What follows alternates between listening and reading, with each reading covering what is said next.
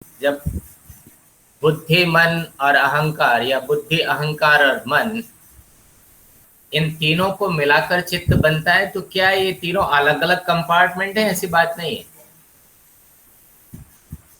ये तीनों ही चेतना का हिस्सा है। ये तीनों ही चित्त है।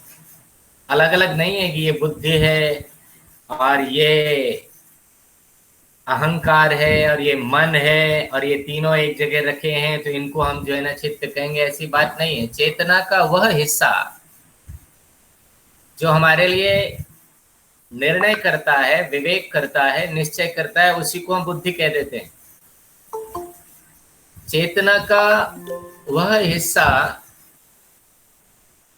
जो हमारी आइडेंटिटी से जुड़ा है, जो अहम अस्मि, जो मुझे जोड़ता है, जो मैं का भाव लाता है, उसको हम अहंकार कह देते हैं। और चेतना के जिस हिस्से में संकल्प और विकल्प चलते रहते हैं, व्हाट टू डू, ये करूं या वो करूं, चेतना के उस हिस्से को मन कह देते हैं। वास्तव में कोई अलग अलग चीज नहीं, एक ही चेतना है। फिर आपके मन में प्रश्न होता होगा, फिर हमको अलग अलग क्यों कहते हैं जब एक ही चीज है? बस यह है कि क्रम,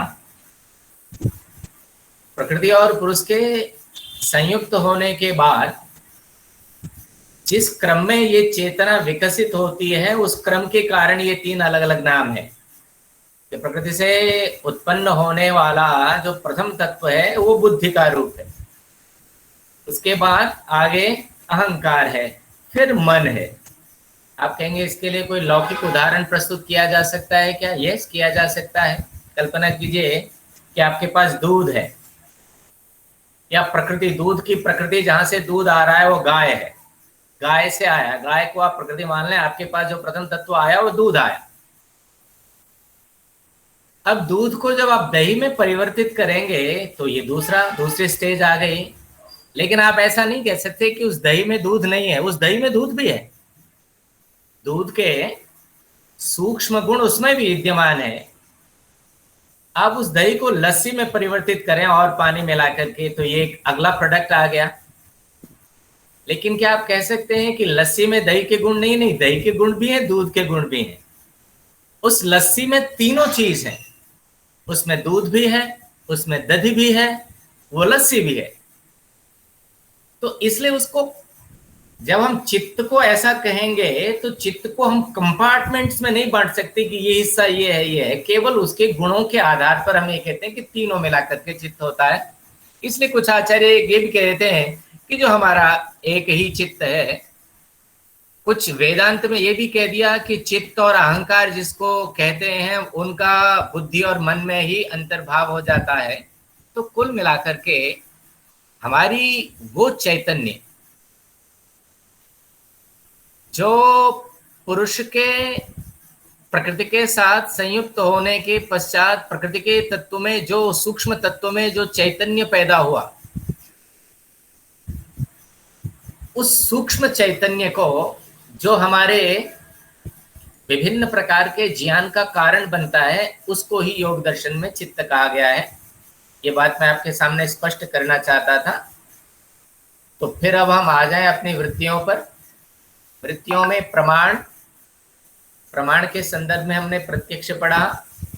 एक बात, मैं व्यास भाष्य देख रहा था योग सूत्र का। उन्होंने कहा कि प्रत्यक्ष में जब व्यक्ति प्रत्यक्ष वृत्ति, चित्त जब प्रत्यक्ष वृत्ति में होता है, जब वस्तुओं का हमें यथार्थ बोध हो रहा होता है, तो ये दोनों प्रकार का होता है। ये सामान्य बोध भी होता है और विशेष बोध भी होता है।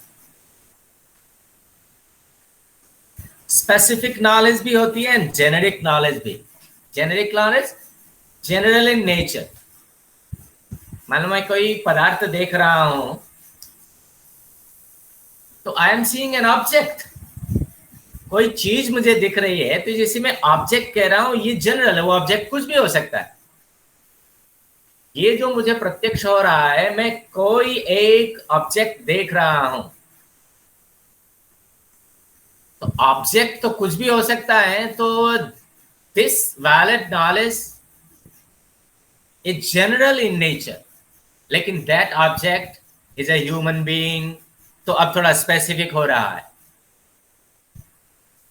And that human being is a man, तो और स्पेसिफिक हो गया। And that man is Kapil, whose name is Kapil, और स्पेसिफिक हो गया।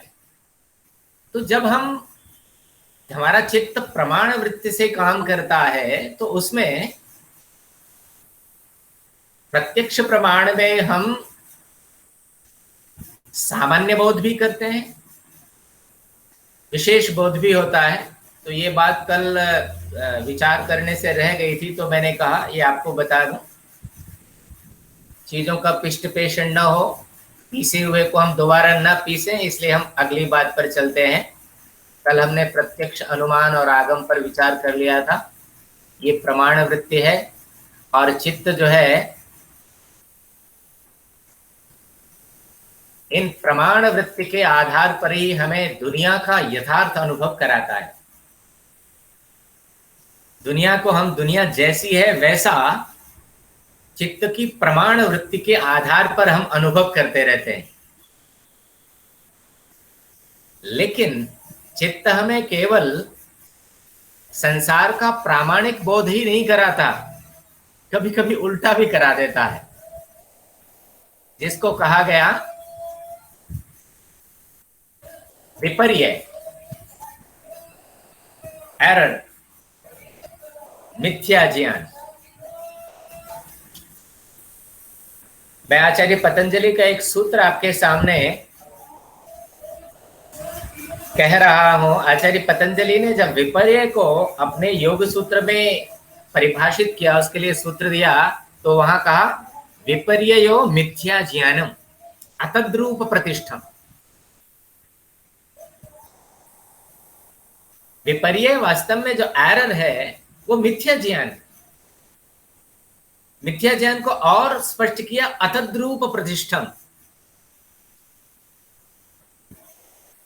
यद्यपि आपको सूत्र पढ़ाने का मेरा प्रयोजन नहीं है, लेकिन ये सूत्र मैंने आपके सामने इसलिए रखा कि इसमें आचार्य ने विपर्य वृत्ति को बहुत ही प्रिसाइज रूप में, बहुत मतलब जितना आवश्यक है उस हिसाब से परिभाषित किया है। आचार्य पतंजलि ने प्रमाण वृत्ति को परिभाषित नहीं किया, केवल उसके भेद गिना दिए, प्रत्यक्ष, अनुमान, आगम। और इसके पीछे कारण ये रहा होगा कि उन्हें ये इस बात का पूरी तरह बोध था कि प्रमाण ऐसी चीज है जिसे विभिन्न दर्शनों में विभिन्न प्रकार से बहुत विस्तार से बताया गया है। तो प्रमाण क्या है, प्रमाण वृत्ति क्या है, इसकी परिभाषा करने की उन्हें आवश्यकता अनुभूत नहीं हुई होगी, इसलिए उन्होंने प्रमाण, क्योंकि सब लोग उससे परिचित हैं, प्रमाण इज अ वैलिड नॉलेज, जिससे रोज हम व्यवहार कर रहे हैं, केवल उसके नाम गिना दिए, प्रत्यक्ष, अनुमान और आगम। और यहां तक कि प्रत्यक्ष प्रमाण वृत्ति, अनुमान प्रमाण वृत्ति, आगम प्रमाण वृत्ति क्या है, इसका भी आचार्य ने कोई लक्षण नहीं दिया, इसकी भी परिभाषा नहीं की। इससे पता लगता है कि वो ये मान के चल रहे हैं कि जो योग मार्ग पर चलने वाले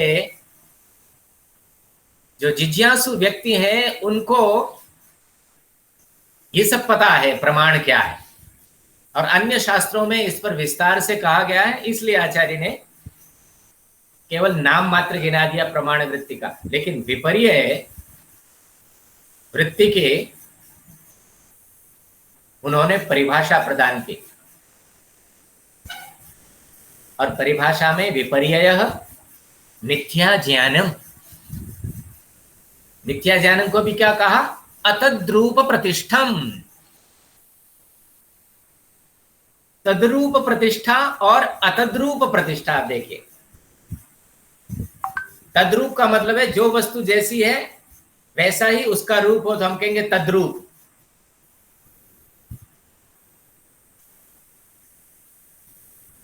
तो जो तद्रूप में प्रतिष्ठित होता है, जो अपने ही रूप में प्रतिष्ठित होता है, जो वस्तु जैसी है ज्ञान भी उसी रूप में प्रतिष्ठित है, तब तो वो वैलिड नॉलेज है।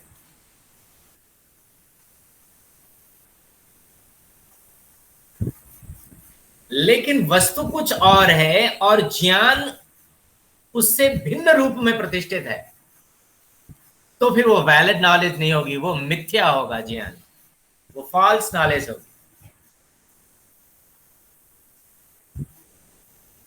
यदि मैं सामने रस्सी पड़ी हुई है, उस रस्सी को मैं रस्सी ही देख रहा हूं, तो वास्तव में रस्सी और उसका ज्ञान, उसको उत्पन्न होने वाला ज्ञान जो है ना, तद्रूप में प्रतिष्ठित है और रस्सी के रूप में प्रतिष्ठित है। मुझे रस्सी का ही बोध हो रहा है और पदार्थ भी रस्सी है, दैट इज वैलिड नॉलेज। लेकिन यदि मैं उस रस्सी को सांप देख रहा हूं, तो रस्सी अतद रूप में प्रतिष्ठित है। वास्तव में तो वो रस्सी है, लेकिन वो अपने रूप में, उसका ज्ञान जो है ना, वो अपने रूप में प्रतिष्ठित नहीं है, रस्सी के रूप में प्रतिष्ठित नहीं है, वो तो मुझे सांप के रूप में प्रतीत हो रहा है। That is false knowledge, that is मिथ्या ज्ञान, दैट इज विपर्य। और चित्त में ये विपर्य वृत्ति भी चलती रहती है। हमें अनेक बार मिथ्या ज्ञान, इस विपर्य वृत्ति से हमारा चित्त हमें कराता रहता है। अनेक बार आपको ऐसा लगता है,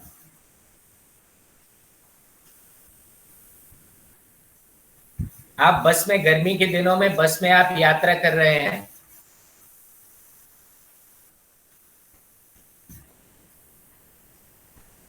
सड़क पर दूर पेड़ों की छाया बस में बैठे हुए कभी कभी आपको पानी का आभास कराती है, आपको लगता है कि आगे पानी है, लेकिन वो जो नॉलेज आपका चित्त आपको करा रहा है ना, वो अतद रूप में प्रतिष्ठित है। जब बस आपकी वहां पहुंचेगी तो पता लगेगा पानी नहीं था।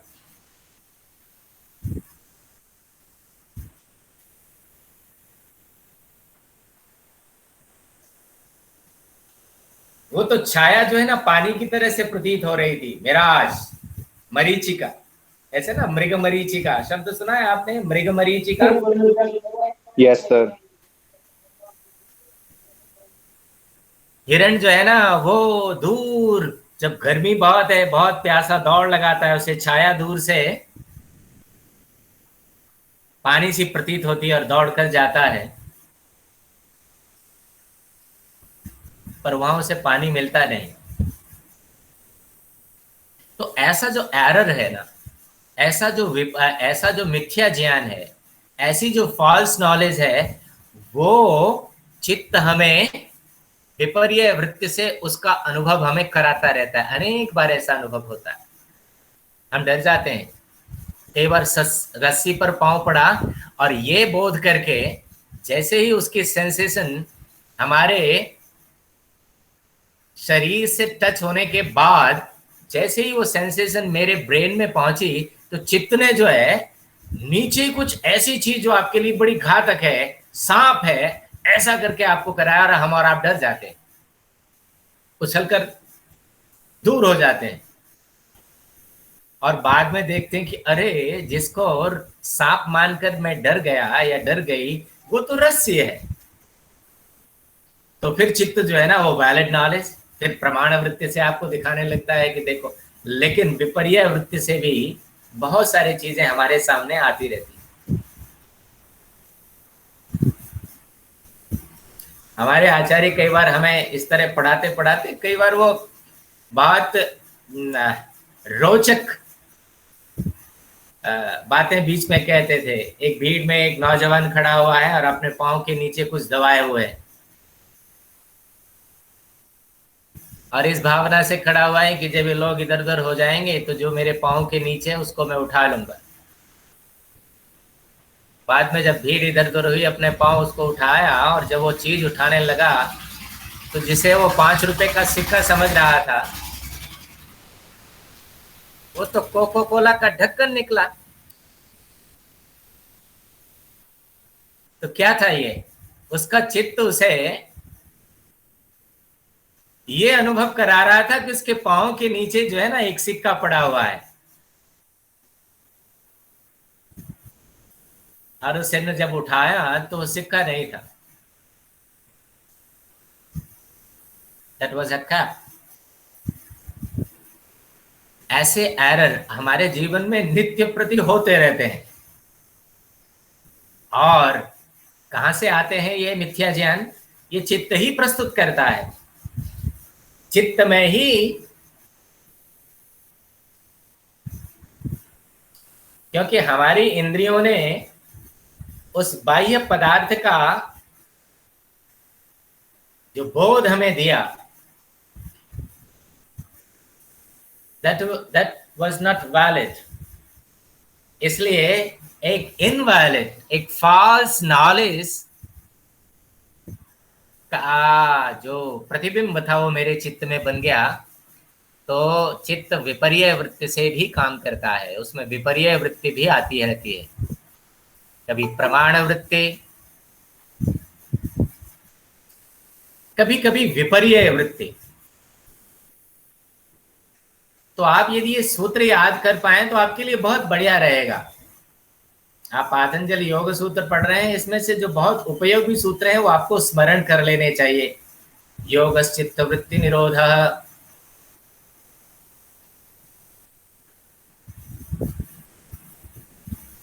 ऐसे ही विपर्ययो मिथ्या ज्ञानम अतद्रूप प्रतिष्ठा। लेकिन जब आप कोई सूत्र कहें तो उसके अर्थ को भी आप बिल्कुल, सूत्र में जो पद हैं यदि आप उनको अलग अलग करके समझ लेंगे, विपर्ययः मिथ्या ज्ञानम, मिथ्या ज्ञानम किम भवति, मिथ्या ज्ञान क्या होता है? अतद्रूप प्रतिष्ठम, जो अपने रूप में प्रतिष्ठित ना हो, अर्थात जो वस्तु जैसी है उस रूप वाला न हो तो मिथ्या ज्ञान होगा, जो वस्तु जैसी है उस रूप वाला होगा तो ये तद्रूप प्रतिष्ठा होगा। तो वो जो है ना मिथ्या ज्ञान नहीं होगा, वो वास्तविक ज्ञान होगा। तो प्रमाण वृत्ति, विपर्य वृत्ति। अब तीसरी वृत्ति पर आते हैं, विकल्प।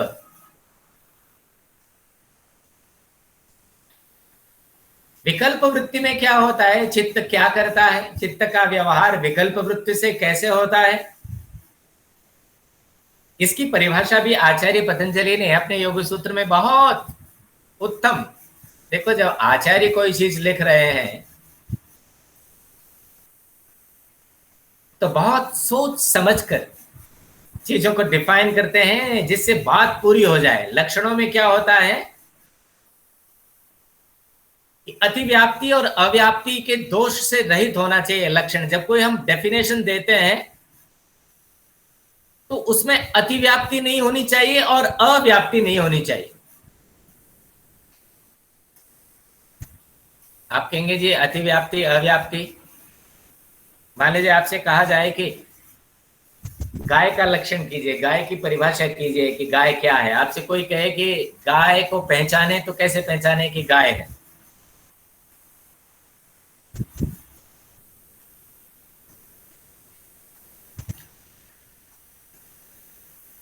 आप यदि ये कहें कि जिसके 4 पैर होते हैं ऐसा पशु गाय होता है तो इस लक्षण में क्या दोष है?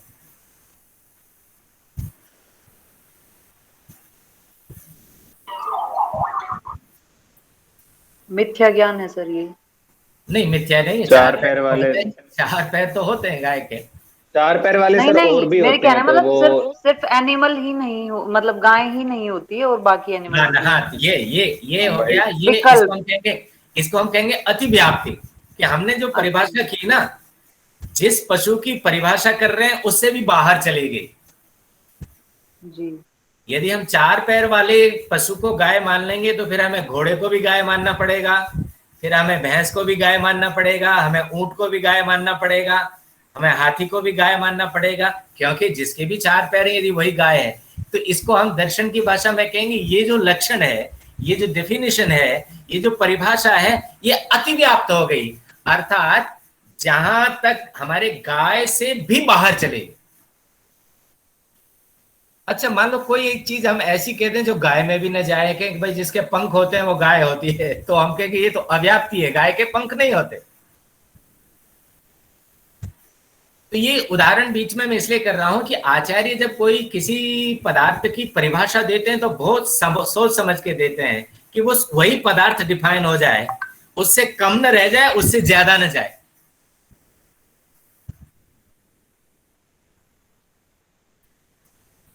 व्याप्ति का मतलब है व्यापना, बाहर। व्याप्ति का मतलब है चीज, अतिव्याप्ति का मतलब है कि जो आपने परिभाषा की उसने अपने जिसकी आप डिफिनेशन देने वाले थे उससे बाहर भी व्याप्त हो गया, उससे बाहर भी चला गया, उससे बाहर भी फैल गया, ढक लिया।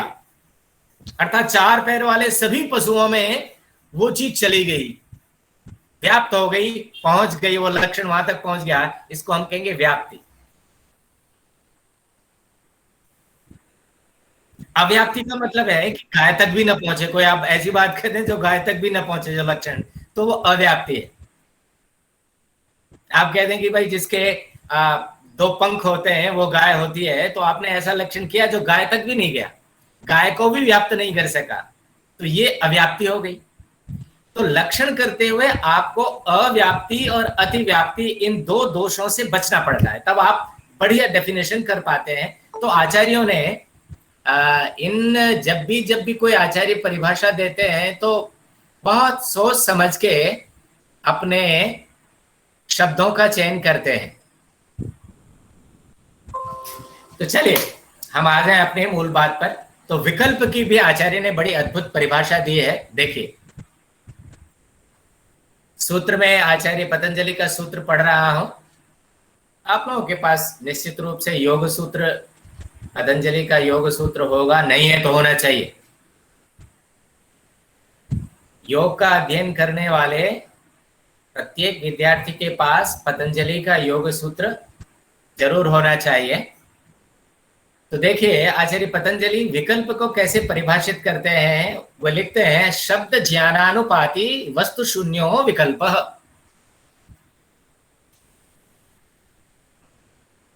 इसको समझने के लिए हम कर लें, वस्तु शून्य विकल्प।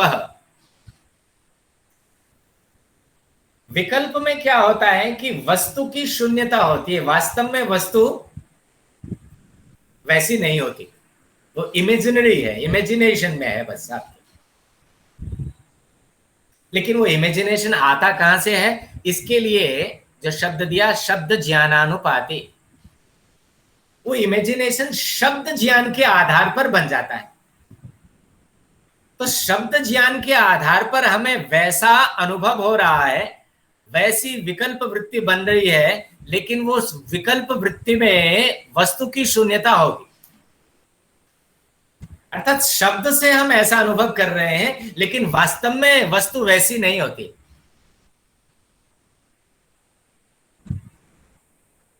विशेष रूप से जब हम कोई फिगरेटिव स्पीच करते हैं ना, जहां आलंकारिक भाषा का प्रयोग होता है, वहां हमारा चित्त जो है ना इस तरह की विकल्प वृत्ति बनाता है।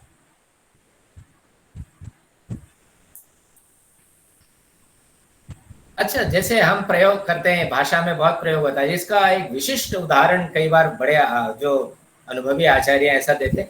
यद्यपि व्यास ने कुछ और उदाहरण दिया है, उस उदाहरण पर चर्चा करने से पहले कुछ लौकिक उदाहरण लेते हैं, जिससे आप समझ जाएं कि विकल्प वृत्ति क्या है।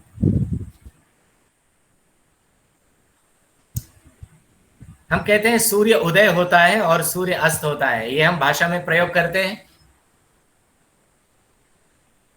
सूर्य का उगना और सूर्य का अस्त होना।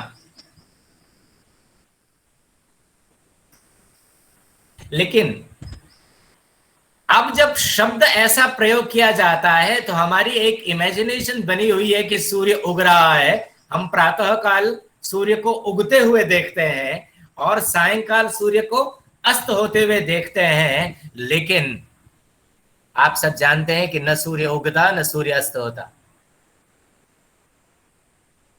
सूर्य का उगना और अस्त होना हमारे सामने केवल शब्द के अनुभव से एक इमेजिनरी थिंग है, एक कल्पना है कि सूर्य उग रहा है और सूर्य अस्त हो रहा है। यह विकल्प वृत्ति है। सूर्य तो वही है, सूर्य न उगता न अस्त होता, चीजें कुछ और हो रही हैं, लेकिन हमने अपनी इमेजिनेशन में उस शब्द द्वारा प्रस्तुत की गई इमेजिनेशन के आधार पर हमें सूर्य उगता हुआ और अस्त होता हुआ हमारे अनुभव में बैठा हुआ है, चित्त ने बैठाया हुआ है।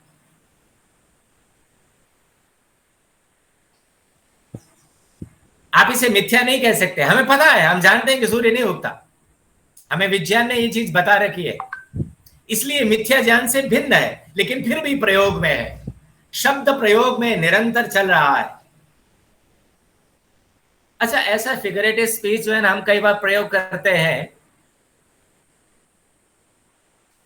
टाइम फ्लाइज वेरी फास्ट, करते हैं हम लोग। समय जो है ना बहुत तेजी से उड़ जाता है।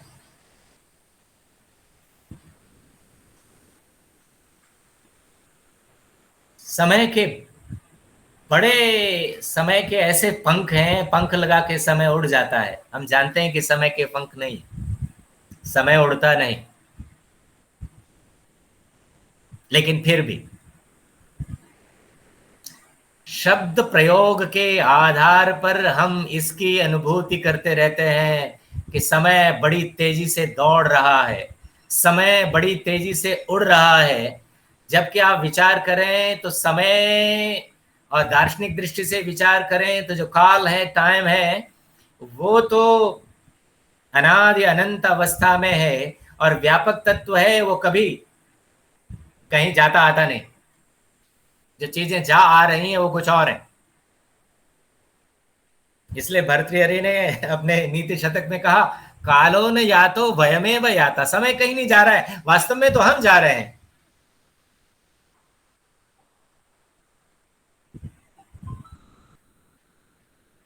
वास्तव में हम जा रहे हैं, लेकिन हम ऐसे प्रयोग करते हैं, समय बड़ी तेजी से उड़ रहा है, time is flying very fast, sun rises and sun sets. तो ये जो वृत्तियां बनती हैं, ये शब्द ज्ञान के आधार पर है, शब्द ज्ञानानुपाती हैं, लेकिन वस्तु शून्य। वास्तविकता में ऐसा नहीं होता। वास्तविकता में न सूर्य उदित होता न सूर्य अस्त होता। वास्तविकता में समय जो है उड़ता नहीं। अच्छा, कई बार और मैं आपके सामने करूं, कई बार आप कहीं जा रहे हैं, ए रिक्शा, आप बुलाते हैं, ओ रिक्शा। आप बताइए, जब आपने रिक्शा को बुलाया तो क्या रिक्शा सुन रहा? वास्तविकता में क्या यू आर कॉलिंग जो है ना रिक्शा? नहीं, आप रिक्शे वाले को बुला रहे हैं, लेकिन फिगरेटिव उसमें ऐसा प्रयोग कर रहे हैं जैसे रिक्शा ही सुन रहा होगा। तो इस तरह के अनेक उदाहरण हैं। जैसे एक लौकिक उदाहरण देते हैं हम, जैसे राहु का सिर। आपको राहु और केतु की कहानी पता है? नहीं सर। हाँ, जब समुद्र मंथन हुआ, उसमें से जब अमृत कलश निकला तो देवता अमृत जो है ना, देवताओं को अमृत पिलाया जा रहा था, बांटा जा रहा था। उसी देव पंक्ति में एक जो है ना असुर भी बैठ गए अमृत पीने के लिए, क्योंकि अमृत पीने वाले तो अमर हो जाएंगे, ये कथा है। पता लग गया,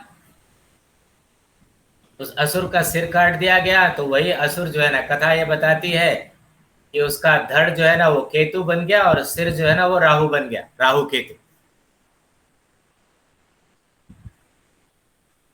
तो जब हम प्रयोग करते हैं राहु का सिर, अरे वास्तव में इसका मतलब यह है कि राहु कुछ अलग है और सिर उसका कुछ अलग है, जब ऐसा हम प्रयोग करते हैं राहु का सिर। जबकि वास्तविकता ये, यदि इस कहानी को ही माने तो राहु ही सिर है। राहु जो है वो सिर से अलग नहीं है। लेकिन जब हम राहु का सिर, जैसे मान लीजिए मैं कहूं सुरेंद्र का सिर, तो सुरेंद्र अलग है, सुरेंद्र का धड़ अलग है, उस पर सिर अलग है। लेकिन हम जब राहु का सिर प्रयोग करते हैं तब धड़ तो केतु बना हुआ है, वो तो अलग हो गया। लेकिन फिर भी भाषा में राहु का सिर प्रयुक्त होता है, तो ये शब्द ज्ञानानुपाती है, वास्तव में सिर ही राहु है। ऐसे ही महर्षि व्यास ने जब इस आचार्य पतंजलि के सूत्र का व्याख्यान किया तो उदाहरण दिया, जैसे हम करें चैतन्यम पुरुषस्य स्वरूपमिति,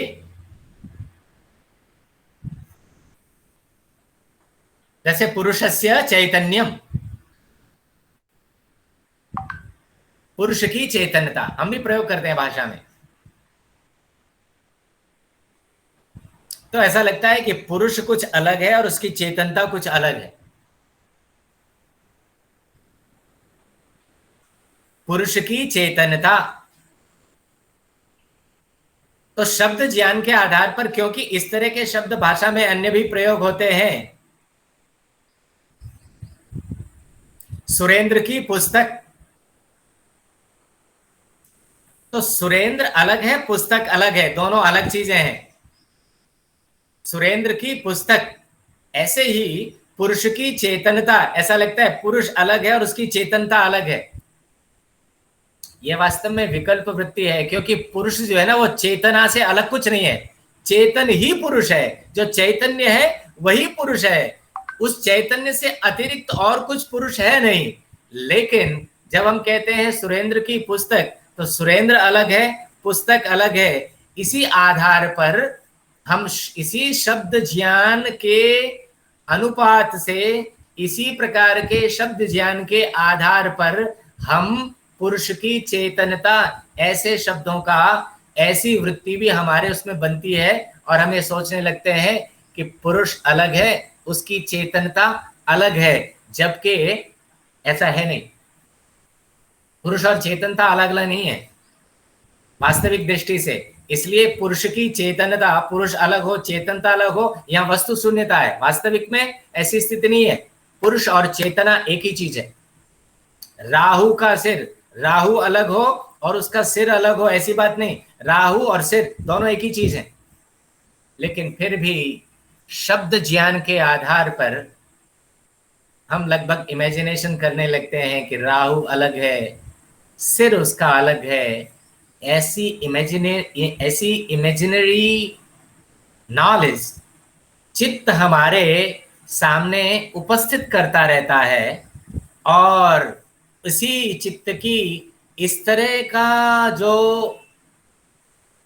इमेजिनेशन वाला जो ज्ञान है, जहाँ परिकल्पना की जा रही है, इस तरह के ज्ञान को प्रस्तुत करने वाली चित्त की वृत्ति को विकल्प कहा जाता है।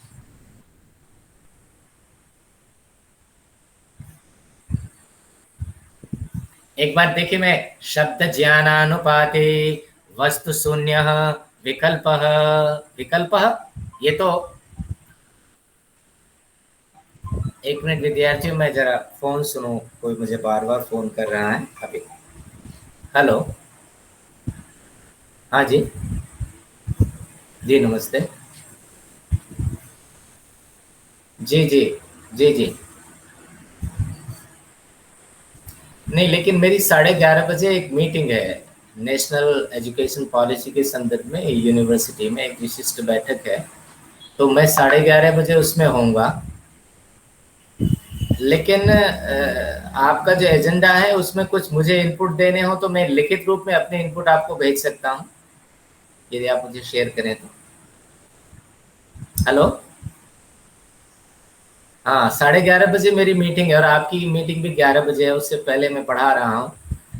तो इसलिए, लेकिन जो भी आपका एजेंडा है उसमें यदि मुझे कुछ अपने इनपुट देने हैं तो मैं लिखित रूप में भेज सकता हूँ आपको, आप पूछ लें। ठीक है, अच्छा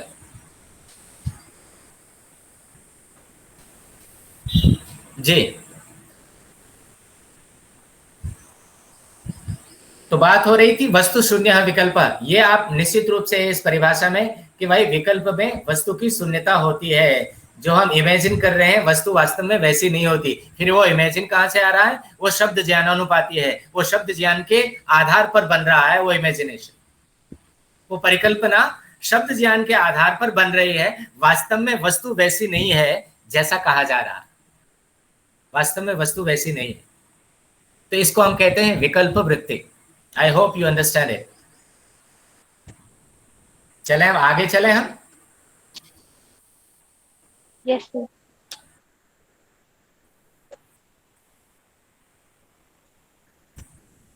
नहीं नहीं, इमेजिनेशन जो है ना वो अनुमान नहीं है। अनुमान जो है इन्फेरेंस। आप एक के आधार पर दूसरा आप अनुमान इज अ लॉजिक। जो लॉजिकल थिंकिंग है ना उसमें इमेजिनेशन नहीं, लॉजिकल थिंकिंग में अलग चीजें होती हैं। यही तो लॉजिकल थिंकिंग है। जब आप कहने लगे सन सेट्स, ये जो है ना ये वृत्ति तो बनी, लेकिन जैसे ही आपने लॉजिकल थिंकिंग आरंभ की, क्या वास्तव में सूर्य उदय होता है? तो फिर आप लॉजिकली पहुंचेंगे तो फिर आपको प्रमाण ज्ञान मिलेगा, फिर वृत्ति जो है ना वास्तविक बन जाएगी। इनमें एक वस्तु को देख करके हम दूसरा निष्कर्ष निकालते हैं और वो है इमेजिनेशन नहीं, अनुमान में, जिसे हम अनुमान ज्ञान कहते हैं। चले हम आगे चले हम। चलिए अगली जो वृत्ति है वो निद्रा है।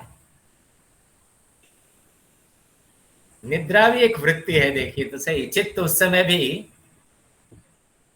अपना व्यापार कर रहा होता है। सामान्य रूप से शास्त्र हमें 3 अवस्थाएं बताता है। हमारी एक जागृत अवस्था है, एक स्वप्न अवस्था है, और तीसरी सुषुप्ति अवस्था है, और चौथी जो तुरीय अवस्था है वो तो समाधि की अवस्था है। अभी हम नहीं जा रहे, लेकिन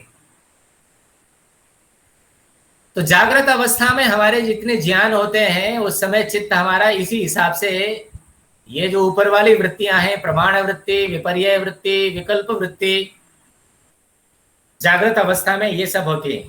चित्त हमारे सामने इस तरह की वृत्तियां, इस तरह के ज्ञान हमारे सामने उपस्थित करता रहता है। कभी वैलिड नॉलेज, अधिकांश जो है ना हम पूरा सावधानी से जब ज्ञान प्राप्त कर रहे होते हैं तो वैलिड, कभी कभी एरर भी, फॉल्स नॉलेज भी चित्त हमें प्रस्तुत करता है। कभी कभी विकल्प भी हम लोग अपने व्यवहार में करते रहते हैं।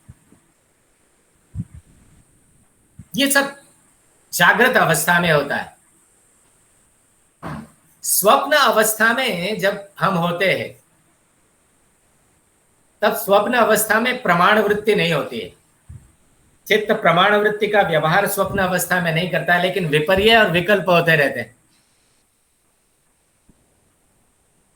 स्वप्न में हमारा चित्त, हम जब स्वप्न देख रहे होते हैं, भाई दर्शन के हिसाब से सुषुप्ति की अवस्था वो अवस्था मानी जाती है जब आपको सोते हुए कुछ भी बोध नहीं।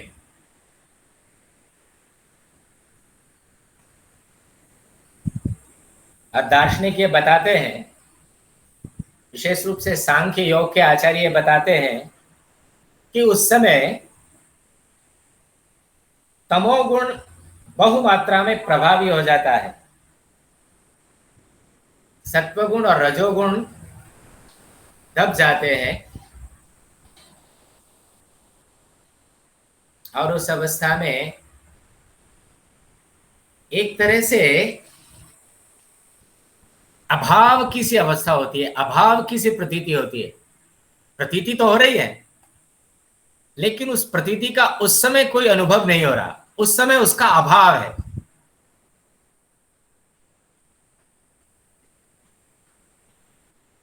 लेकिन वो विपर्यय और विकल्प दोनों हो सकता है। स्वप्न अवस्था में ये दोनों वृत्तियां काम कर सकती हैं,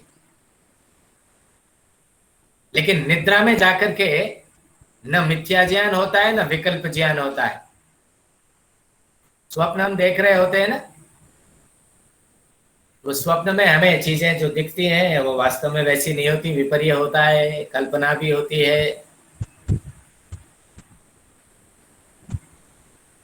लेकिन जो निद्रा है, जो अलग से वृत्ति मानी गई चित्त की,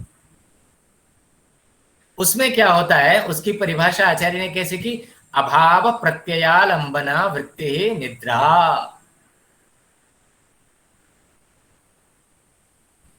कि अभाव की प्रतीति को आलंबन करने वाली,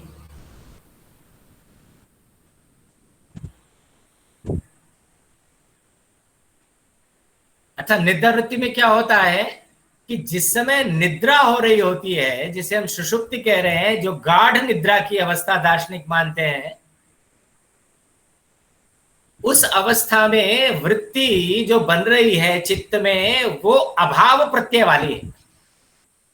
उस समय कुछ उपस्थित नहीं होता है। अच्छा, उस समय कुछ उपस्थित नहीं होता है, तब हमें ये कैसे पता लगे कि उस समय कोई वृत्ति बन रही थी? ये जगने के बाद हमें पता होता है और हम कहते हो आज बहुत सुख से हम सोए, कुछ पता ही नहीं चला।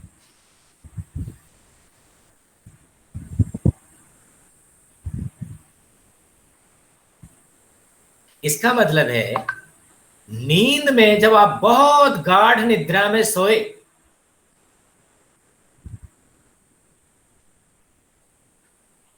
और जब आप जगे तब आपको ये स्मृति हुई कि ओहो आज बहुत अच्छी नींद आई, कुछ भी पता नहीं लगा।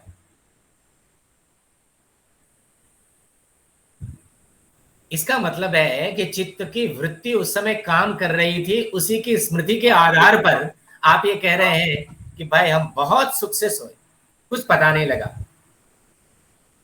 तो चित्त की इस वृत्ति को आचार्य पतंजलि ने इसको निद्रा कहा कि उस गाढ़ निद्रा के समय में भी चित्त की बोधात्मक वृत्ति, जो सभी प्रकार के, भाई कुछ भी पता नहीं लगा, सब चीजों का एकदम अभाव सा था, ऐसे उस अभाव को प्रतीति, उस अभाव की प्रतीति का आलंबन करने वाली वृत्ति को आचार्य पतंजलि ने निद्रा का। चित्त में ये वृत्ति भी चलती है। और आचार्य बताते हैं कि इस निद्रा वृत्ति में, क्योंकि तमोगुण प्रभावी होता है, तमोगुण के कारण जो है ना पूरी तरह से सभी प्रकार के प्राय बोध की सी स्थिति जो है ना समाप्त हो जाती है। लेकिन इस तमोगुण में यदि थोड़ा सा सत्व जो है ना बढ़ जाए तो हम जगने के बाद कह सकते हैं कि बड़े सुख से सोए, और यदि रजोगुण बढ़ जाए तो जगने के बाद हम कहते हैं बड़े दुख से सोए, कुछ पता तो नहीं लगा लेकिन जगने के बाद ऐसा अनुभव हो रहा है कि भाई हम सही ढंग से सोए नहीं। सर इसको वृत्ति क्यों कहा, फिर ये वृत्ति नाम क्यों दिया गया? वृत्ति तो वास्तव में एक तरह से अनुभव प्रवाह है। उस समय भी तो आपको निद्रा में भी तो कोई अनुभव हो रहा है, इसलिए वृत्ति तो जो है ना वो चित्त व्यापार कर रहा है, चित्त की गति चल रही है। जब आप बहुत गाढ़ निद्रा में सोए हुए थे तो चित्त आपका क्या व्यापार कर रहा था? चित्त तो आपका अभाव प्रतीति के व्यापार कर रहा था, आपको कुछ भी नहीं बता रहा था। और जब आप जगे तो बताया कि ओहो, ये अनुभव आपको बताया कि ओहो बहुत अच्छी तरह सोए, हमें कुछ पता ही नहीं चला। तो आपको स्मृति किसी भी उसकी तब होगी जब आपको कोई अनुभूति हुई। पहले भाई पहले कोई आपको अनुभूति हुई तभी तो आपको स्मृति होगी। तो जगने के बाद जब आप ये अनुभूति कर रहे हैं कि बड़े सुख से सोए, इसका मतलब है कि निद्रा एक वृत्ति, चित्त में निद्रा वृत्ति चल रही थी, जिससे हम इस बात का अनुभव कर पा रहे हैं जगने के बाद कि हम बड़े सुख से सोए या हम बड़े दुख से सोए। ये ऐसा जगने के बाद ऐसा अनुभव कराने वाली चित्त की वृत्ति को ही आचार्यों ने निद्रा कहा है।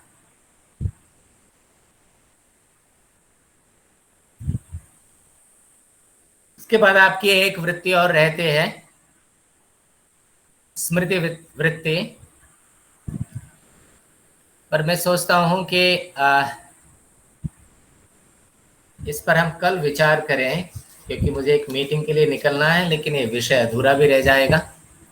तो चलिए कल इस पर हम पूरा कंक्लूजन कर देंगे सारी वृत्तियों के संदर्भ में, या फिर ये अधूरा न रह जाए तो अभी भी हम बात कर सकते हैं। स्मृति। जी।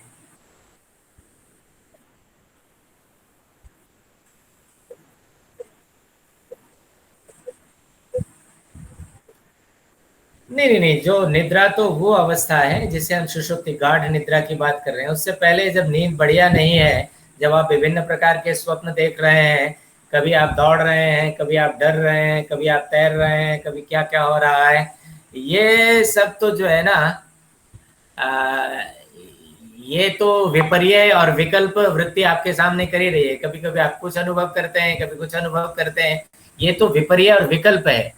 वास्तव में वृत्ति उसको नाम दिया जो ऊपर वाली अवस्था, क्योंकि आपको कोई प्रमाण ज्ञान नहीं है। उस समय प्रमाण वृत्ति कार्य नहीं कर रही। जब आप गाढ़ निद्रा में है तो कोई प्रमाण वृत्ति काम नहीं कर रही है। स्वप्न में भी प्रमाण वृत्ति काम नहीं करती है। स्वप्न में विपर्य और विकल्प काम करते हैं।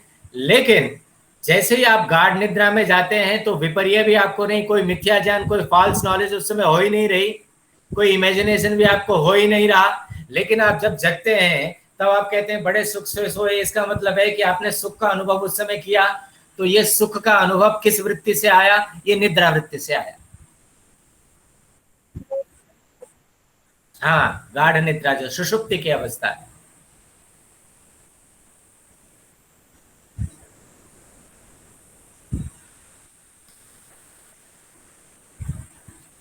ठीक है, तो अब जो है ना, अगली वृत्ति पर भी हम लोग सामान्य चर्चा कर लेते हैं। पांचवी जो वृत्ति है वो स्मृति है। अनुभूत विषय असंप्रमोसः स्मृति।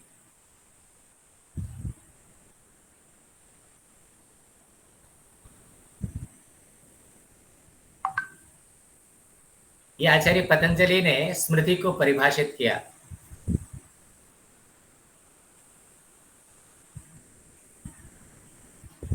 अनुभूत विषय। स्मृति में हमेशा क्या होता है, मेमोरी में आप क्या देखते हैं कि पहले कोई ना कोई चीज अनुभूत है, पहले आपने जानी हुई है, जिसका अनुभव किया है, अनुभूत है।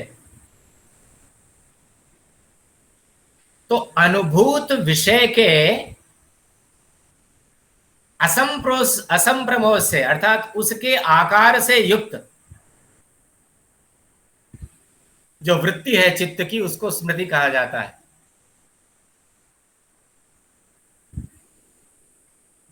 अनेक बार हमने जो पहले अनुभूत चीज या अनुभूत वस्तु है, अनुभूत पदार्थ है, उनका जो ज्ञान हमें प्राप्त हो चुका है, उन पदार्थों को बिना देखे ही, बिना उनका प्रत्यक्ष अनुमान आदि किए ही हम अपनी स्मृति में उनको फिर से देख लेते हैं। तो अनुभूत विषय असंप्रमोषः स्मृति ही। अनुभूत विषय का असंप्रमोष, अनुभूत विषय की अनुरूप आकार से युक्त जो चित्त की वृत्ति है, उसे आचार्यों ने स्मृति कहा। एकदम हम अनुभूत विषयों को एकदम स्मरण करने लगे तो चित्त जो है ना, उनके प्रतिबिंब जो है ना, एकदम हमारे सामने उपस्थित कर देता है। आप कहें घट घड़ा, तो एकदम चित्त में आपकी घट की आकृति मेमोरी के रूप में चित्त प्रस्तुत कर देता है। घटाकार वृत्ति वाला चित्त हो जाता है। जैसे हम कहें अश्व, जैसे हमने अश्व शब्द सुना तो हमारे सामने अश्व न भी हो, घोड़ा न भी हो, तो चित्त जो है ना तदाकार वृत्ति वाला हो जाता है। स्मृति वृत्ति के कारण उस आकार को हमारे सामने प्रस्तुत कर देता है। और दर्शन हमें बताता है स्मृति जो है ना, यथार्थ स्मृति भी होती है और अयथार्थ स्मृति भी हो जाती है। अयथार्थ ज्ञानों की अयथार्थ स्मृति भी होती है। भाई जो विपर्य ज्ञान हमें हुए हो तो हम जो है ना उनका भी स्मरण कर सकते हो। कैसा था, एक बार हम जो है ना रस्सी को सांप समझ के जो है ना डर गए थे, तो वो सारा का सारा जो एक अनुभव आपके सामने हुआ था, चाहे अनुभव यथार्थ था चाहे अनुभव अयथार्थ था, वो चित्त आपको स्मृति में उसको पुनः उपस्थित कर सकता है।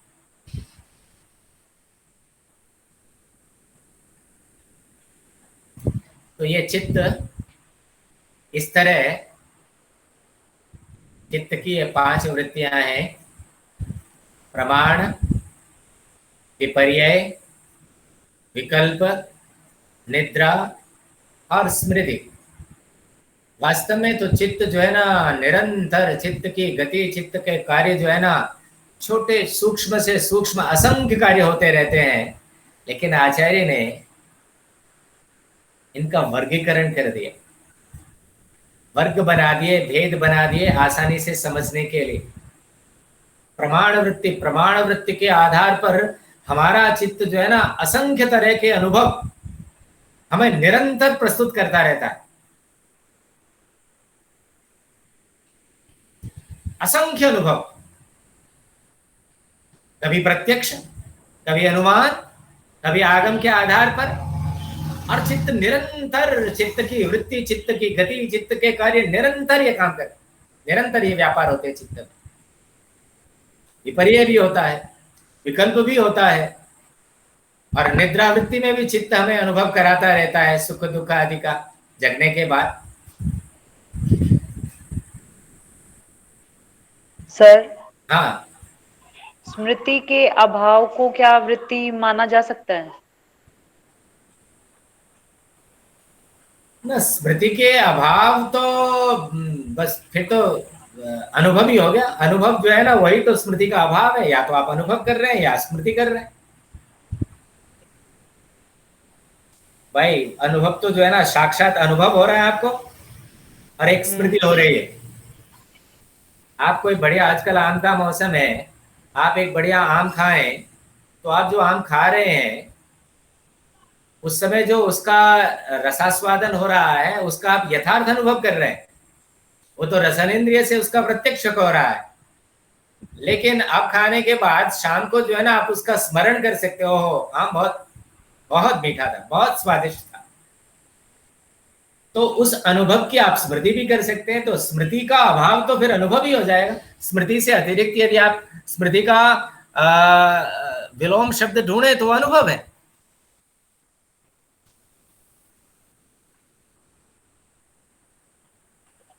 एक और शंका है सर मेरे मन में। जी जी।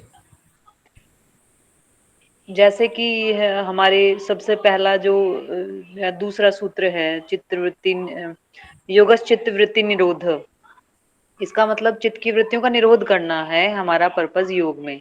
जी जी। तो जो आपने अभी एग्जाम्पल दिया है आम वाला, इसके निरोध की मतलब ऐसे अगर भाव को भी हम इसमें काउंट करते हैं तो ये तो अनप्रोडक्टिव हुआ, मतलब किसी का नुकसान भी नहीं है इसमें, फिर भी हम इसका निरोध क्यों करना चाहेंगे? देखिए ऐसी अगर कोई स्थिति है। आम के स्वाद को याद कर रहा है तो वो वृत्ति तो उसमें गलत क्या है? नहीं नहीं, आपकी बात तो सही है, लेकिन जो योग शास्त्र है ना, ये तो जिस प्रयोजन से लिखा गया वो प्रयोजन है आपको कैवल्य प्राप्त कराना। बैलेंस स्टेट मतलब हर चीज में। नहीं नहीं, कैवल्य का मतलब तो वो है कि जहां आप मुक्त हो जाएं। लेकिन अब आप देखिए, ये स्मृति तो ठीक है कि आप ऐसा स्मरण कर रहे हैं, लेकिन इन स्मृतियों के उसमें कि वो आम बहुत बढ़िया है, और वो भाई हम वहां गए थे ये बहुत बढ़िया है, ऐसी असंख्य स्मृतियां जो है ना हमें कई बार हमारे मुख्य प्रयोजनों से डाइवर्ट करती रहती हैं। इसलिए योगी जो है अपने लक्ष्य को डिस्ट्रैक्ट हो करने- जाता है, वो डिस्ट्रैक्ट हाँ, हो जाता है बिल्कुल। अपने लिए। ये जी इसलिए सभी प्रकार की वृत्तियों को वो जो है ना वो बिल्कुल शांत कर देना चाहते हैं। जी, और यही इसमें क्या है कि यही एक मिनट जानना सुनिए, चाहते आप इस बात को समझ लीजिए, इस विज्ञान को। वैसे चलो इस पर कल चर्चा करेंगे, मुझे अब आगे आने वाली मीटिंग के लिए निकलना है।